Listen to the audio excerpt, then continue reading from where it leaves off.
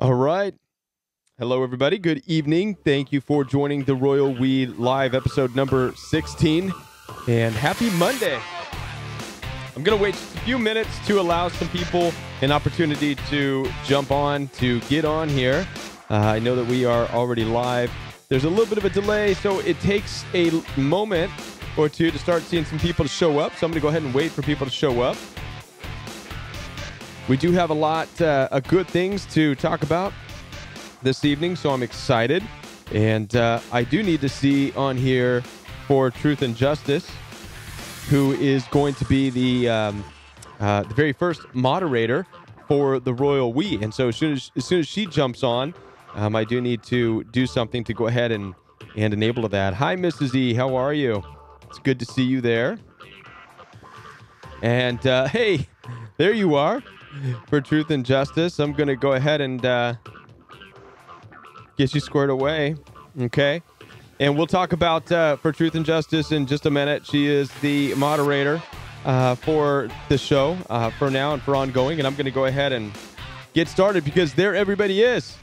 And it's 10:01, so let's go ahead and get started, guys. Thank you so much for joining the Royal We Live. For those of you who are watching on YouTube, thank you. And you guys can call in at any time for the show. And the phone number for the Royal We Live is scrolling at the bottom of the screen. And I want to remind you just to filter your words because you are live. Also, you can remain anonymous. There's nothing wrong with that. You can remain anonymous for yourself. You can also use made-up names or keep who you're talking about anonymous. That's for your safety. And however you guys want to do that, that is fine. Now, it's good to be able to share what's going on in your life. It's good to be able to talk about how you're healing and any questions that you have. Number one, talking about the abuse that you've experienced, the narcissism that you have come across in your life. It's healing for you. It's a mutual exchange. It's validating, it's healing, and we can share ideas back and forth. The number two reason that it's good is because as a community in whole, it allows everybody to gain from your experience, right? So for those of you who have a heart for reaching out and helping people, make that phone call. Ask your questions. Share what's going on, because of the fact that it's going to be helpful for other people. All right. And so, by the way, I do want to let you guys know the community here at the Royal We is just amazing. I did add a moderator, so I want to introduce for Justice and Truth. I say it backwards. I don't know why. I'm sorry for Justice and Truth. It just kind of rolls off my tongue as for Truth and Justice, but it is for Justice and Truth. And now for Justice and Truth, she has been with the Royal We for more than 7 months, I believe. She's been with the program and followed this journey and followed a lot of the videos for a long time, which is what made her a prime candidate right now to be able to go ahead and jump in and do moderators. I'm so thankful for everybody who wanted to be a moderator. The only thing that I can say it right now at this time is that, and I do want more moderators, obviously, because there's a lot of you guys chatting and a lot of you wanting to talk.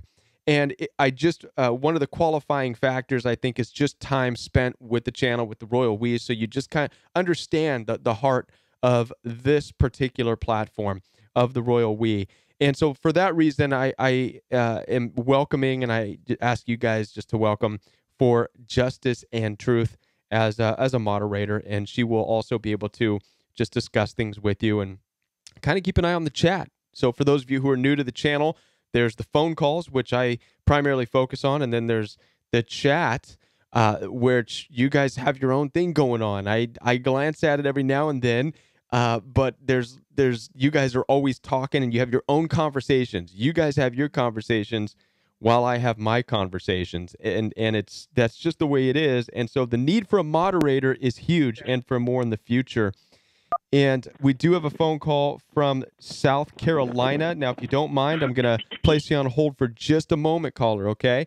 I just have to get through the warning, so stay with me from South Carolina. And let me go ahead and put the warning out there before I take the phone call. Got to put the warning out, guys.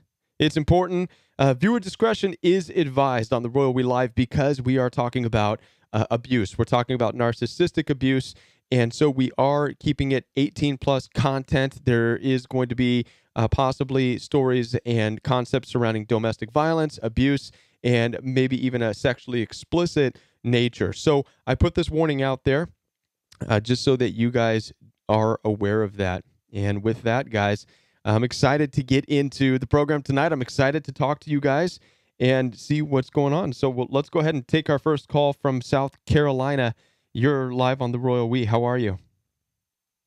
Hey, Kev, it's Davion from South Carolina. I have to say, it is kind of hard to hear you for some reason On the phone? on the phone. Let me see. Does this help you? Huh? Does that help? It's like I can hear you, but it sounds.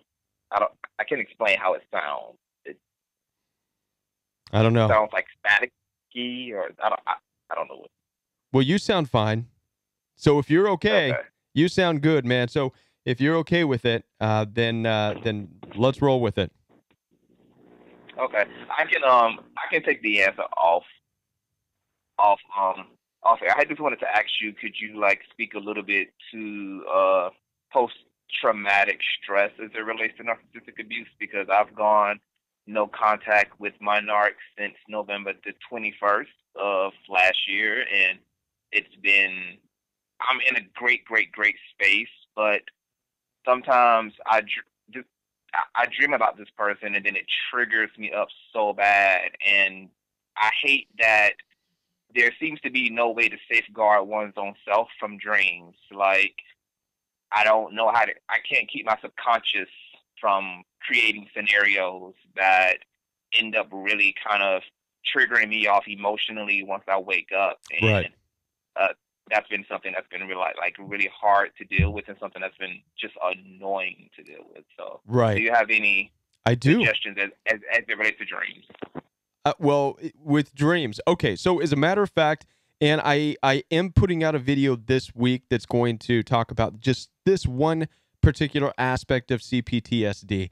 And part of it is flashbacks, okay? And flashbacks can occur in dreams. Flashbacks can occur during the daytime while you're walking. Flashbacks are just that. They're flashbacks. It takes you back in time to the situation and different times, and where you're rehashing in your own mind what took place, whether you were abused, called names, cussed at, demeaned, devalued, demasculinated, right? Any of these things that has happened to you, you go back to that place, and well, we lost the phone call, but I'll keep talking about this. You go back to that place, and you relive it, and it can take you away from the present moment. That's what's really bad about having these flashbacks. That's what's bad about the CPTSD. Takes you away from the present moment. It can interfere with your work. It can interfere with your time with your friends, with your family, with your loved ones. So the flashbacks are one aspect of it. Another aspect of it is what I like to call the flash forward, right? It's violent fantasies, if you will, even if they're not really violent, but they could be just a place where it's kind of like a flashback, but instead you're injecting an alternate version of it. So it's something based on a flashback, but in it you are winning. You're protecting yourself, kind of like a mother running back to the situation to protect the young, to stand up, to defend, to make sure that doesn't happen. And so we call these violent fantasies. And so these things exist as a part of CPTSD. And so in my understanding of it and what I've done with it, because I've experienced these things, both of these things, guys, are things that I've dealt with. I've had to walk off of a job and leave a job because the flashbacks and the kind of hostile or violent fantasies were taking over, were consuming me. And people were looking at me going, man, Kevin's lost his mind. He's having quite the conversation over there. And I've mentioned this in videos. So I had to withdraw, and I had to figure this out, what's going on inside of me. And that's what I figured out. And so we marry the two. Here's the solution to this problem. This is what the video is going to be about. You basically marry the two. You bring the flashbacks and you bring these violent fantasies together. You bring them into your life. You kind of harness them, and you embody them. You allow these things to do what they're trying to do inside of your life, which is to solidify your boundaries, to help you build better boundaries. Why do you need better boundaries? To make sure that you don't get involved with that type of situation, with that type of person again. I'm going to get deeper into this in the video that is going to come out. But this is the solution to that problem, right? And I've talked about this before. When it comes to narcissistic abuse, one of the things is everybody wants this quick way out of the pain. I'm going to put the phone number back out there. Everybody wants the quick way out of the pain. When does the pain go away? When does the pain stop? And it's actually better. And what I like to suggest to people is that you're actually going to grow into the pain. This is a part of growing into that pain. You don't want it to just go away, right? Another thing with making the pain go away is people say, when will I be the person I was again? When will I go back to being me again? Well, you don't necessarily want to go back to just that person, because that person is what allowed the abuse to come into the life, right? And so there's this message in all of that. And so yes, the CPTSD actually plays a part. It's doing some changes mentally, emotionally, to help you, right? It takes some time. The healing process takes some time. Okay. And so the phone line is open, guys. You're welcome to go ahead and make that phone call. I encourage you to. And the phone number is scrolling at the bottom of the screen. And I look forward to your guys' phone calls. And I will, in the meantime, while we're waiting for a phone call, answer a email question. We do get a lot of email questions. I'm also going to take a moment just to put out there the course. If you guys are interested in the Royal We course, you can find out more information about it by clicking the link in the description box below. So right below this video is the description box. You may have to drop it down by clicking a little arrow if you're on a mobile device. You'll see the Royal We course link. You can click on that and you can find out about the Royal We course. That right there, that course really embodies what the Royal We is all about. A lot of the understandings that I've had to come into following narcissistic abuse, and I know it's going to help you as well. So I encourage you to definitely check out that course. And we do have a phone call from Illinois. You're live on the Royal We. Thank Hello? you for calling. Hello. Yeah, hi, my name is Tom. Hi, It's Tom. really hard to hear you. You sound all broken up. I just wanted to. I'm just calling in. It's the first time I've ever called in here. I've been listening to your videos for a while. It's been a 4.5 year relationship, and it ended about a month ago. And I keep finding myself that I want to go back. I've been dumped so many times. And a month ago, my father died on December 23rd, and Mm-hmm. she the day after the funeral, I caught her texting her friend that she couldn't wait for me to leave. I was annoying her. Right. Couldn't believe that out a little bit. And but she dumped me a week later. She called me abusive. She called me. She smeared me to her friends and family. And I find myself every day now, just like, I don't know why I still want it back. Kind of like it doesn't make any sense. It doesn't make any sense. The person that I thought she was, I think Mm-hmm. that's what it is. She's a fantasy, and yeah, Right. I just wanted to call and just say that. I'm sorry. So, Now that makes sense, especially when you're coming out of this smear campaign. That's a very hard thing to deal with, right? You've invested it all. It's obvious to me that you've invested a lot of time into the relationship. yeah, I'm having a hard time hearing this. I'm going to hang up and listen, but I just wanted to just how do you does it make sense that I want something back like that? I mean, and I feel like I'm the one who just wants to, like, love bomb her. It's like she's cut me off completely, phones, everything. So there's no contact whatsoever, which I guess maybe is a blessing for me. So I'm just going to hang up and listen. Kevin, I thank you for your videos. I found your videos not too Mm-hmm. long ago, and I appreciate everything. Are So, you but I'm going to still hang up and listen. are you Thank you. still having a hard time hearing? Thank you. Alrighty. Thanks. Bye. Well, that's two. Hello. That's two people that said they had a hard time hearing. That's the first. I'm not sure what's going on. I hope that that gets worked out. But I do, guys, want to let you guys know that the phone line is back open again. And yes, absolutely. It can be a very difficult thing coming out of any kind of an abusive relationship, especially when there's a smear campaign that's going on. It's definitely painful. Hi, you're on the Royal We from Ontario. Hello. Hello. Hi, can you hear me? Hi. Yes, yes, I can hear you. Okay. The reason why I'm calling, I was in a 16-year relationship with my husband, and we're now separated. I'm filing for divorce. Mm-hmm. But what I wanted to find out, he was diagnosed with bipolar mood disorder, but I believe he's also a narcissist. Mm-hmm. You know the difference? Like many times when his behavior, when he would act up, they would blame it on his bipolar. Right. But I know it had nothing to do with his bipolar. And I just like to know if is it a common thing that people that have a personality disorder also have a dual diagnosis? Well, he wasn't diagnosed with the narcissism, but I know he's a narcissist. Yeah. Well, this is the thing that I try to let people know when it comes to all of these different forms of abuse, and this is common. People, want to know: am I dealing with a bipolar, or is it a cluster B or histrionic, or there's all these different types of abuse syndromes, right? Some antisocial personality disorder, and we can get caught up with trying to diagnose it. But here's the thing: abuse is abuse is abuse is abuse. And it really does not matter if he's bipolar or not. Do you follow me on that? Yeah. Oh, it's So not does he know what he's doing? it doesn't matter. If he is bipolar, then it's not an excuse. It in no way, shape, or Okay, that's form. what I. Yeah, no, it in no way, shape, or form gives him any right to abuse you. And it doesn't mean, and because he's, well, listen, I'll say it to you like this: because he's bipolar does not mean that you have to put up with it. Because he is Okay. histrionic or cluster B, and sometimes they will do that. These types of personalities will very aggressively act out antisocial ways.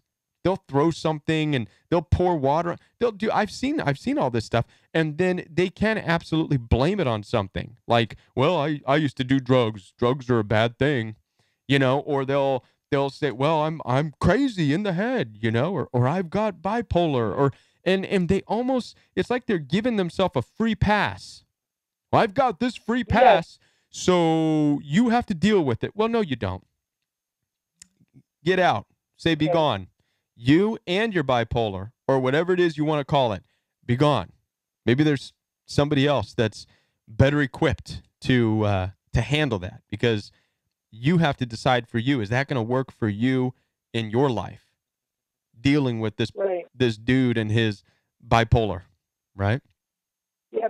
Yeah. Because I think it's really like he's really conniving. Like he had mentioned to me one time. He says, "Do you know why this person hates you and that person hates you? It's because I've been telling them lies about you and they believe me." And he Right. would say that he's a pretender and that he wants to be taken care of, and he'd say very nasty things about women. And it was Sure. only until near the end of our relationship, I kind of suspected something, but I really didn't know for sure. But near the end of our relationship, when I had to become a really good detective, Yeah. right? Mm-hmm. And I had to spy because I had to find out the truth, and I Mm-hmm. wanted to collect information so people would believe me because Right. he was so convincing. Right. And I found out later on that he was actually involved with men, and that caused me a lot of concern. Yeah. So That's typical yeah, too. I've heard that plenty of times. Plenty of times. okay. Right. And this is If he would what just makes, brag about right, how conniving he was. very conniving, very malevolent, right? Which means it's on purpose.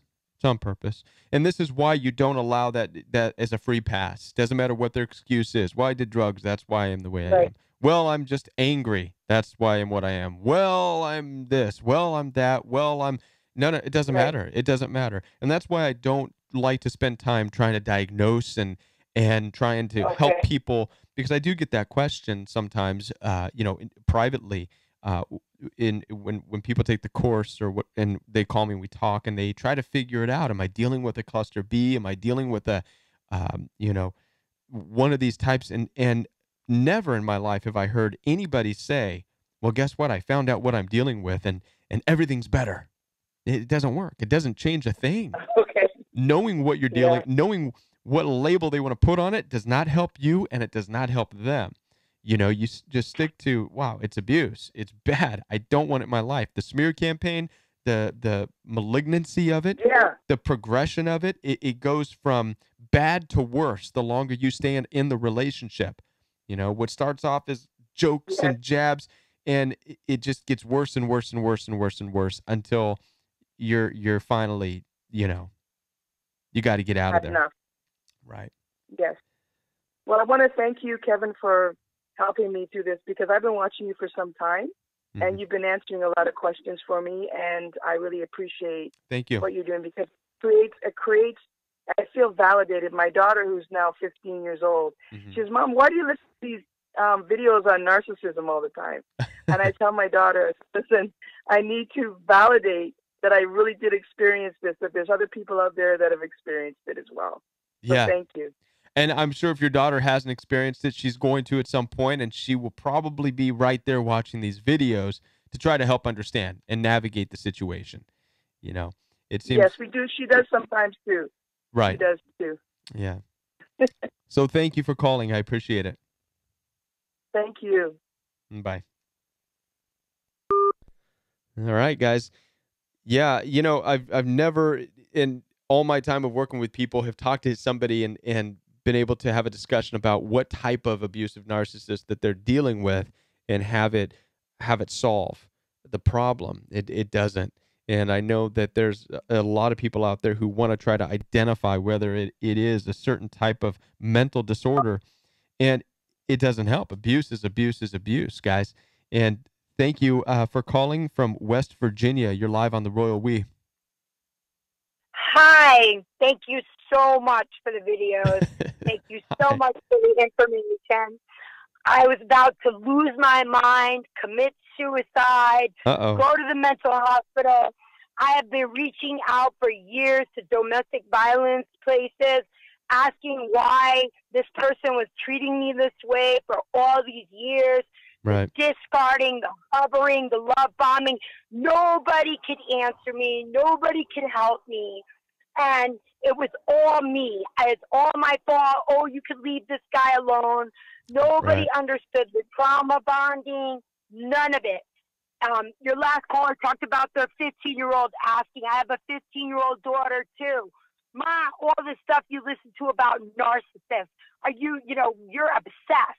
No, I finally found people who were going who through understand the exact same thing. Right. Yes. Right. I'm so thankful. Yeah. My question, though, is about law enforcement. Okay. He has had me arrested about 7 or 8 times. Mm-hmm. I've been reactive, and I'm learning not to be reactive anymore. Okay. And I'm learning not to respond. Actually, now I'm so no contact that if I know, I avoid the roads he might be on, I avoid anywhere where he might be at certain times of the day. Right. Completely. Okay. The problem is law enforcement looks at me like I am a loose cannon. And now he's got me on some bogus charge. All the charges he's ever put against me have always been dismissed and dropped. Okay. So he's in another county now. The county we live in, he's not allowed to file against me anymore because they don't believe him. Okay. Since everything's always been dropped. Right. Now I'm in another county, and they want to lock me up and throw away the key. So, well, let's stop. Let's rewind a little bit here. So, in one county, you were going through this stuff, and he was contacting the police, and you were arrested, and he can't call the police anymore because they don't believe him. And so now you're in a different county, and the same thing is happening, right? So, my question to you. All right, let's forget about the police issue for a minute here. My question to you is, why are you still interacting with this dude in a way in which this is even possible? Okay, it happened last month, right before Christmas. I guess it was like he started with the hovering again, and he wouldn't leave me alone. And I was by myself, and I was like, it was around Christmas again, and he was so like he just. I mean, I thought he was the love of my life. So I guess some of that trauma bonding, I was having a hard time letting go, and I still had that little inkling of hope. And his mom died, and I felt sorry, Okay. and I mean, Okay. there was just all this, dynamics that happened. And so I thought that I would be strong enough to be able to just interact with him without getting attached, kind of like, you live there, I live here. I didn't we didn't try to reconnect like boyfriend, girlfriend, husband, wife. We've been married and divorced.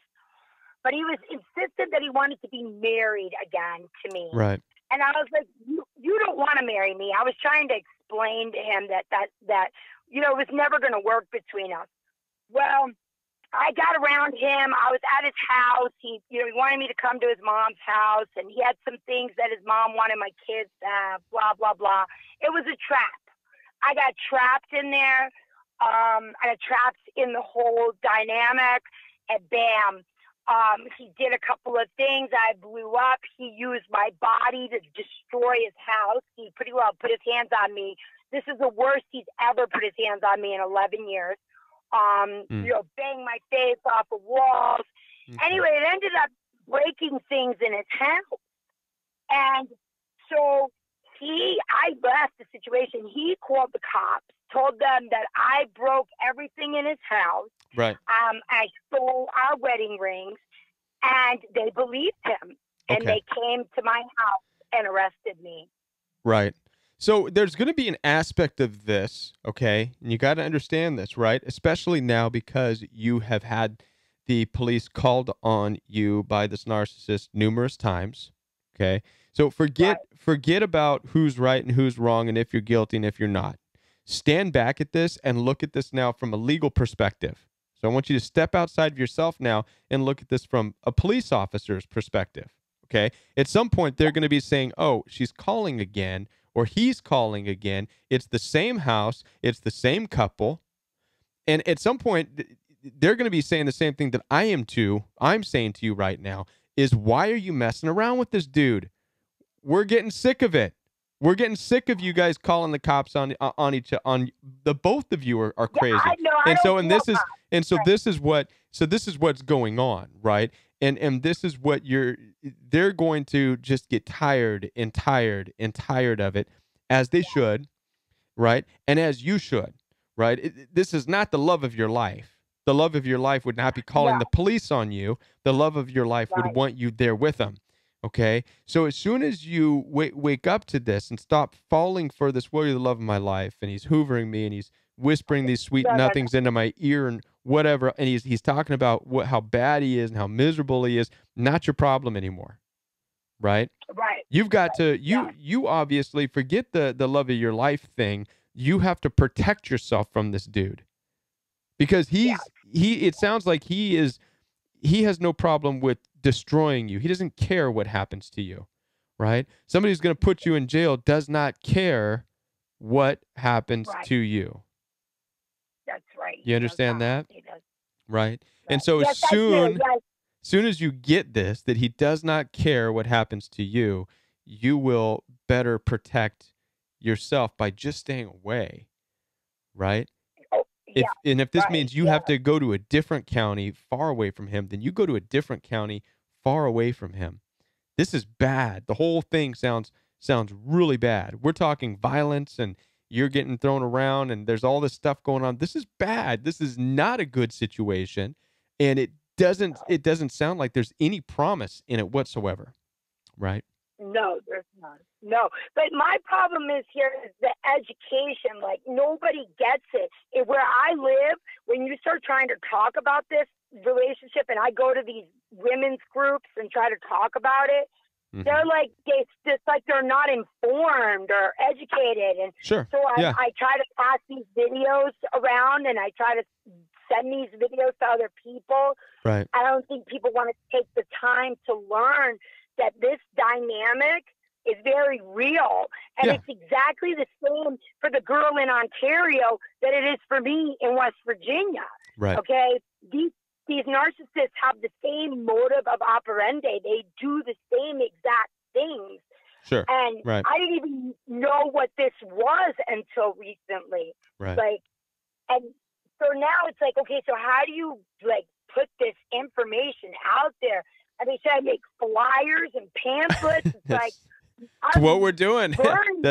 It's exactly what we're doing right here. This is how you put it out. So, and I understand that. So, and is there anything else you'd like to add before I let you loose? I'm going to talk about a couple more things off of what you and I just talked about. Is there something else you'd like to add? Okay. I'll shut off the phone because you're very staticky, and I'll just listen. I just thank you so much, and God bless us Thank all. you. Thank you. All righty. Good night.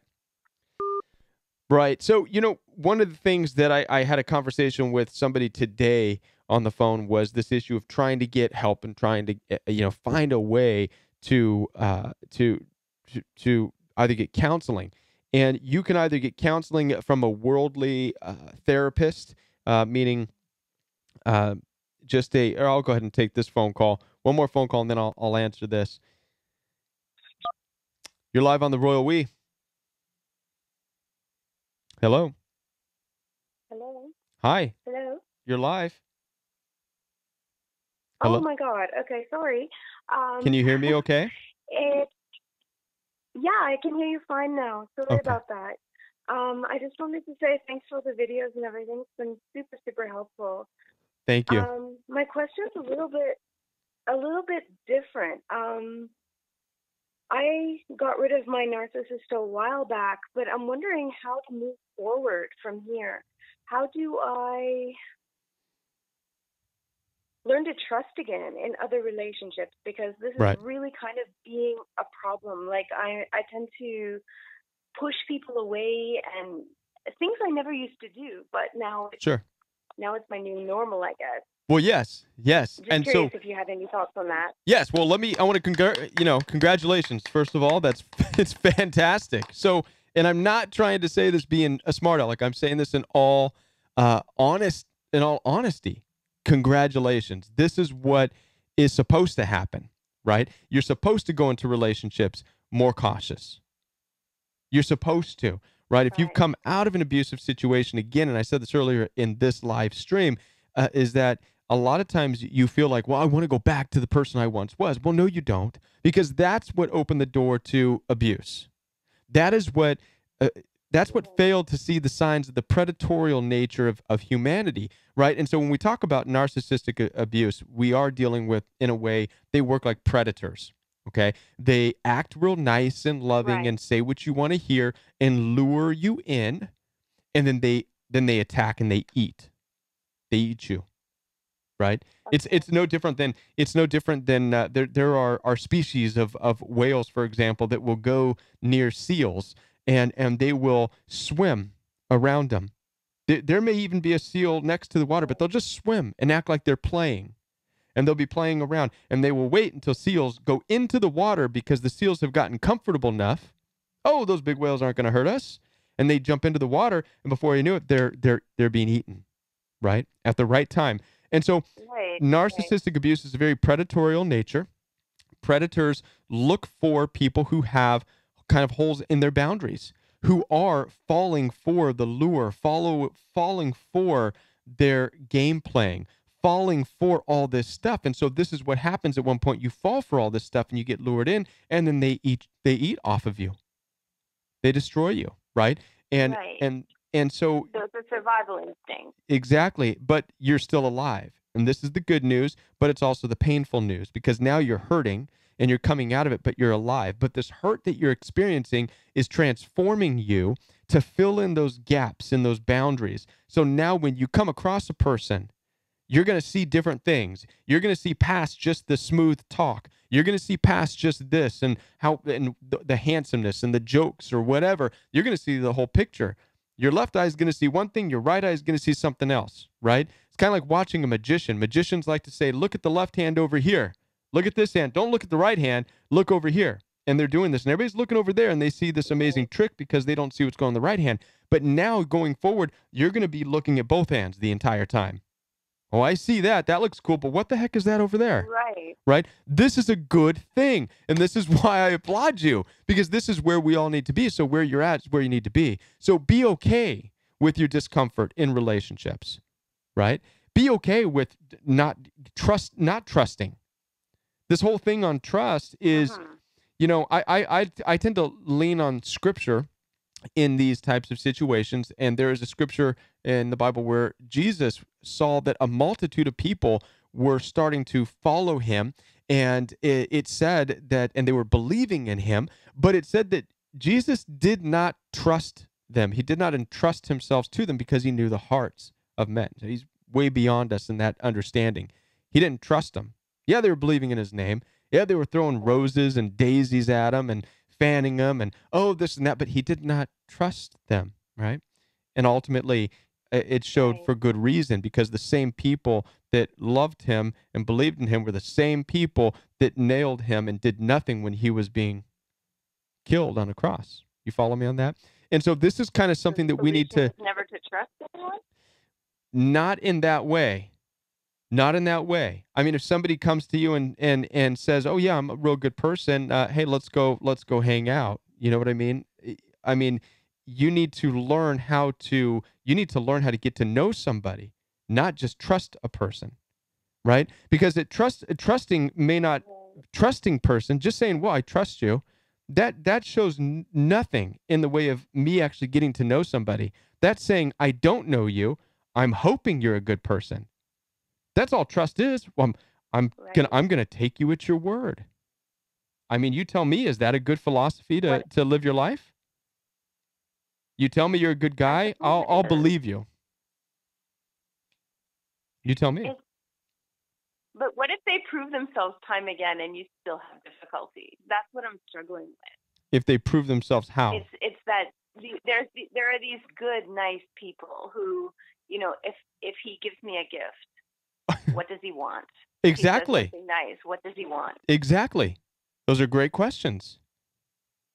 What does he want? Okay. There's nothing wrong with that. What if he just wants to give me a gift? Then you could say, "Well, thank you."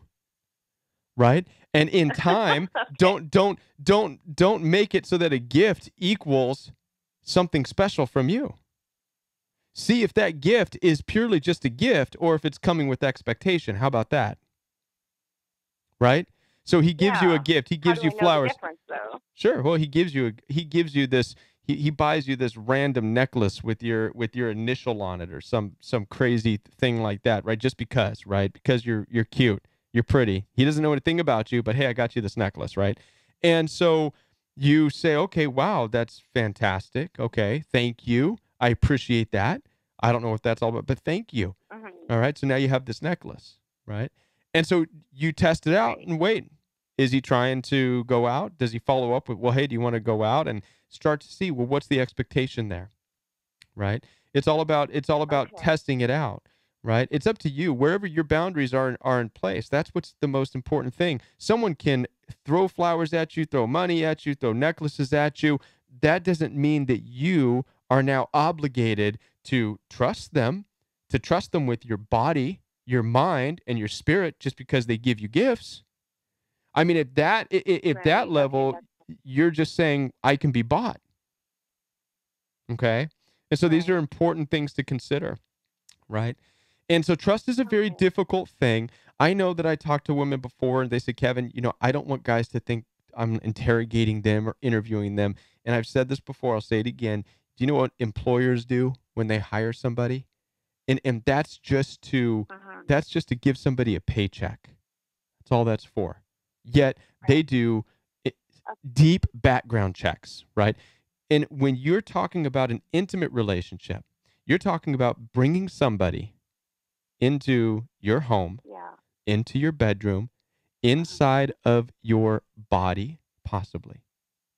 Why would you not want to know everything that there is to know? Know that you know that you know that you know that you know who and what you're dealing with. And if you look hard enough, you'll be able to peel back that mask and you can see if it's a wolf or not. Right? We have to watch out. We have to watch out for the flattering. The Bible tells us that the person who throws a lot of flattery, and gifts can be flattery, necklaces, roses, candies, this stuff. The person who flatters his neighbor, the Bible says is throwing a net under their feet, trying to catch you. Okay. Trying to catch you up. Right. I've got you. Right. Don't get caught. Right, and that was what it was like in the last relationship. But right. or with the last narcissist. But I mean, I'm just trying to avoid pushing people away who are good people, while pushing away actively the people who aren't. I don't believe that makes sense. Right. I do. I believe that good people are not going to probably make you feel like you're in a position to have to wonder if you need to push them away.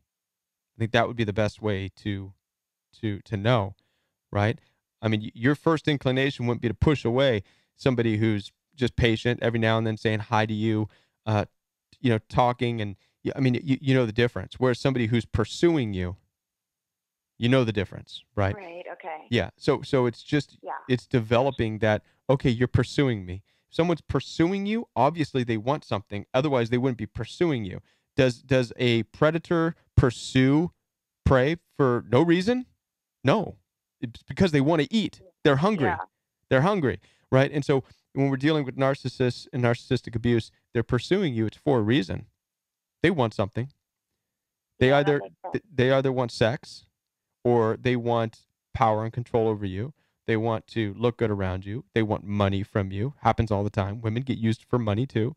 They are living at their parents and they want to move into your bedroom with you. Happens all the time. Right. Okay. And so, yeah. and so, no, I understand that. And a part of it is them wanting to find out a lot of stuff about you too. Right. So be very careful, about the information that you give up about yourself. Right. This is how they start to mirror you and all that good stuff. But they're also learning, what does she have that, that I can use, that I can eat off of.